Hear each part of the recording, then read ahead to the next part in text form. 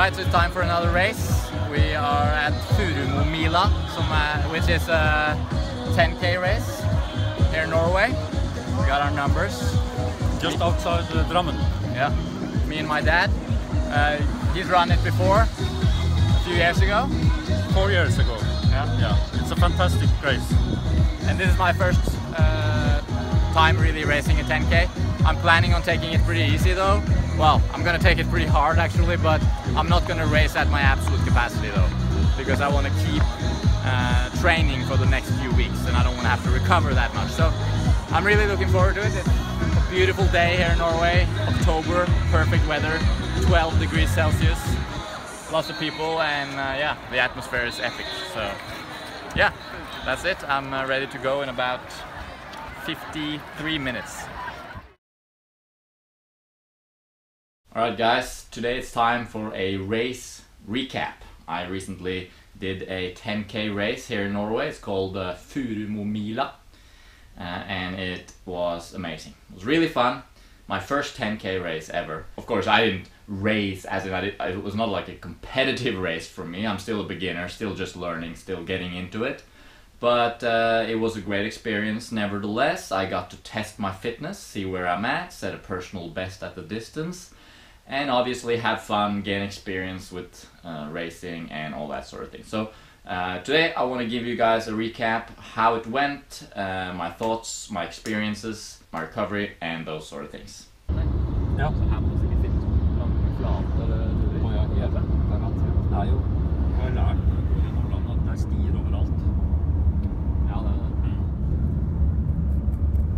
Alright, so about 2 weeks ago now, that's when I actually did the race. It was a perfect autumn day. Blue skies, sun's out, 12 degrees Celsius, really close to ideal running conditions. Cool weather, you know, it was perfect, really.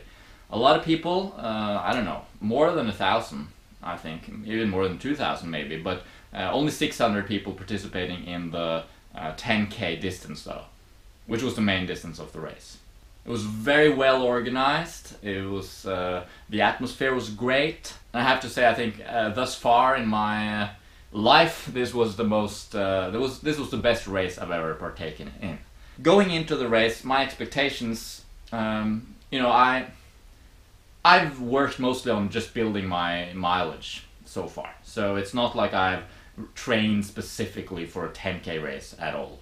And you know, my weekly mileage at this point has been up to like around 40 kilometers per week. So a 10k race, you know, that's more or less my long run distance. So it's not like I'm perfectly ready to race a 10k at my best capacity. But I did do 2 specific workouts. And if you go to Strava, if you follow me on Strava, I'll put a link in the description. You can see those 2 sessions. You can see all my training. You can see the race, how that went. So I did 2 sessions leading up to the race. You know, some interval training, mostly to sort of gauge what kind of pace should I aim for. And those sessions, sort of, my conclusion was that I could probably aim for something like a 48-minute 10k, which would be 4 minutes 48 seconds per kilometer pace. That's what I wanted to do, and that's what I aimed for, and that's what I did in the race. Even though I knew probably, based on the data I had available, that I could probably pull off something like maybe a 45-minute 10k if it was on the flat. Who knows, maybe even a little bit faster. But because there was a little bit of hills in this course and I didn't want to take it all out, I thought 48 minutes, that's my goal. Come race day, I was excited, I was fairly well tapered, and I was feeling like, yeah, I'm ready to go. My dad was also running the race, my brother Mats was with me as well, so we were all going there together. I started warming up. After getting my bib and everything, I started warming up. Nothing crazy though, just like a 2 kilometer super easy jog. And already then I noticed that my heart rate was way higher than my pace indicated. So I get nervous, I get really nervous, and I guess this is something that I might get better at as I race more often and get more used to the situation. But yeah, I get pretty nervous, my heart rate goes up. This was actually one of the reasons that I did these interval sessions leading up to the race, because I wanted to know what pace corresponds to what heart rate, basically, because I knew that on race day my heart rate data would be a little bit unreliable. So in terms of what kind of effort should I put into it, I was glad to have tested that prior under normal training conditions to figure out that relationship. Because as you probably know, a 10K race, depending on how long you spend doing something like that, if you finish it in half an hour, that's quite a different event, physiologically speaking, from someone who finishes a 10K race in 1 hour. The elites, they finish a 10K race in less than half an hour, and for an hour they actually do a half marathon. So you don't really think about it as this race distance versus that race distance in terms of effort. It has more to do with the time spent running. So I knew that if I were to really push it to my absolute max capacity in a 10K race for me, I knew that, well, okay, I'm probably going to spend about 45 minutes, plus or minus a little bit. How much of my, how big a percent of my VO2 max, you could say, which I'm not entirely sure what is, of course, but at least heart rate, how many percent of my max heart rate could I push for 45 minutes in a race? And it's difficult to say exactly, but let's say I could probably do something like 93, 94, even maybe 95% of my max heart rate, or a little bit less, maybe as little as 92% for that duration, 45 minutes. So I knew that whatever pace corresponds to that effort level, that's probably what I could maintain for the race. But of course I wanted to stay lower in terms of effort and probably hover around 89 to 90% of max, which is just slightly above my lactate threshold. And that's what I learned in training, that this corresponds to about 4:48 pace for me at this point. So I warmed up, I was at the starting line, a lot of people. I lined up in the middle to the front of the pack. Like, obviously I didn't want to be in the front, but of course I shouldn't be in the back either. I was sort of in the middle of the pack, maybe a little bit towards the front end of that middle. So I lined up there and I started running, and of course I wanted to do a pretty even effort, so I started aiming for 4:48 pace, basically.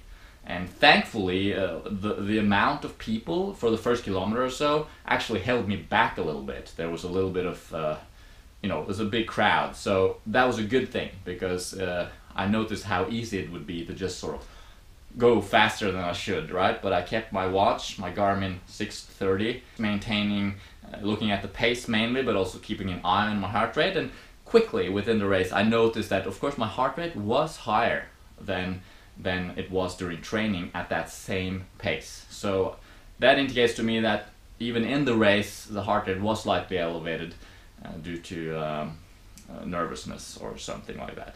I'll put an affiliate link in the description. I mean, I bought this watch with my own money, obviously, and I dig it. So I'm not affiliated with Garmin, but I will put an affiliate link to Amazon in the description. So if you feel like buying it, you could do that via that affiliate link. And if you do, I'll get a little commission. The price remains the same for you, of course, and that's a good way to support the Lone Trail, if you feel like doing that. Just wanted to mention that. The race progresses, and really throughout the whole race, I was slowly but surely picking people, like passing people basically. Slowly but surely. Some people passed me as well, but mostly I was passing other people at a very slow rate, but steadily, and it was very satisfying. I mean, yeah, who doesn't like that? Passing other people during racing, that's fun. The course is mostly run on like soft pine floor, kind of, pretty wide trails, you could call it, fire roads, gravel, not very technical, unlike the race that I did a little while back, Nordmarkstraveren. This one is not technical at all, really. There are a few places where there are a little bit of a few roots and rocks and stuff, but mostly it's pretty non-technical, pretty fast course. I think the course record is around the half hour, so it is a pretty fast 10K course. At around the 6K mark, which is, the classic 2/3, 60-70% through the race kind of point, I started fatiguing a little bit, of course. Started becoming hard. For the first 6K, I felt like, yes, I'm strong, you know. But after that 6K mark, around there, I started feeling like, oh my god, this is hard, this is painful. It's pretty painful staying at above 90% of your max heart rate, you know. So I noticed I had to sort of push a little bit more to maintain the same pace at that point. I was still able to enjoy my surroundings a little bit though. It was beautiful, a lot of people out, and I was just it was an amazing, you know, celebration of life, celebration of sport and fitness. That's what running races are, isn't it? So I enjoyed that. I had to push harder after the 6K mark though, but yeah, I managed to pull it through all the way through to the finish. It was a painful experience, but I managed to keep the pace, and I managed to finish at a solid 47:51 time, and that is my personal best, obviously, and I'm really happy about that. I mean, it was pretty close to my max capacity, but not quite. So I can still improve on that. Well, of course I will improve on that as my fitness evolves, but yeah, that was a fun run, that's for sure. A little while after I, you know, finished, my dad finished as well. Solid effort, for sure. I mean, he's been running for a long time, and he's closing in on 60 years old now, still running strong, so that's great, that's impressive. After the race, I obviously had quite a bit of water to rehydrate, and then it was banana time as usual.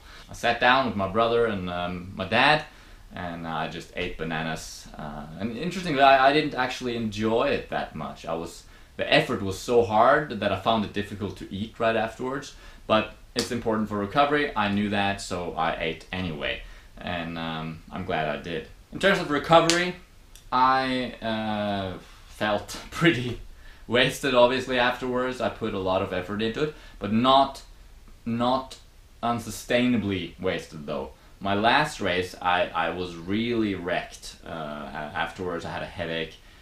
This time I felt fine. I was tired. I was definitely pretty tired, but I felt okay still. The day after, no problem, no big deal. I did no activity at all for the 2 days after the race, and then I started easing into very easy running. And first I did a bike, just 20 minutes on the bike, and next day I did a little bit of running. I slowly built it up, and I had a down week, you could say, you know, just a recovery week for that week following the race. And now I'm here back at it again, trying to hit 50 kilometers this week. So that's my training right now. Obviously, the race was also a workout. You know, I've definitely had some gains from that race. My Garmin is estimating that my VO2 max has gone up by 2 milliliters actually. Well, yeah, about 2 milliliters per kilo per minute oxygen. So that doesn't necessarily mean that that's the exact gain that I've had, or that this is my real VO2 max, but it shows that something has taken place still. You know, there has been a certain level of improvement taking place, and that's to be expected, obviously, when you put in such a hard effort. Don't forget to go check out my Strava profile. I'll put a link in the description. You can go in, take a look at the race. You can actually see, if you're not familiar with Strava, you'll see this kind of stuff, which is like my heart rate and my pace throughout the race, and the elevation profile, etc. That's quite fun. I really like all the data. I love my Garmin. So I encourage you to go there, make your own Strava profile, share, so I can, you know, take a look at your training too, and we can all join the community. That's all for today. Thanks for watching. Thanks for subscribing. Please do subscribe if you haven't done so already. The Lone Trail is all about running, and I intend to share all kinds of running topics with you guys. And as I progress with my fitness, as I partake in more races, I'll continue to do these race recaps. I'll continue to talk about my training. We'll do a few educational videos now and then, talking about physiological concepts, book reviews, gear reviews, all kinds of stuff. As I mentioned, if you dig any of the gear that I'm talking about or anything like that, you could always look in the description and there'll be a list of links there, which are affiliate links to Amazon. We do get paid if you buy from that, but the price remains the same for you. It's just like Amazon pays us to send you there. So if you're interested in any of the stuff that we are talking about on this channel, you know where to find it. Hope your day is going well. Please let me know in the comments what races you've done lately, what races are coming up for you maybe. What are your experiences? Have you run a 10K race ever or recently, or is maybe one's coming up for you soon? Tell me all about it. I want to know. Remember to follow me on Facebook as well, The Lone Trail, and I'll see you around in the next episode.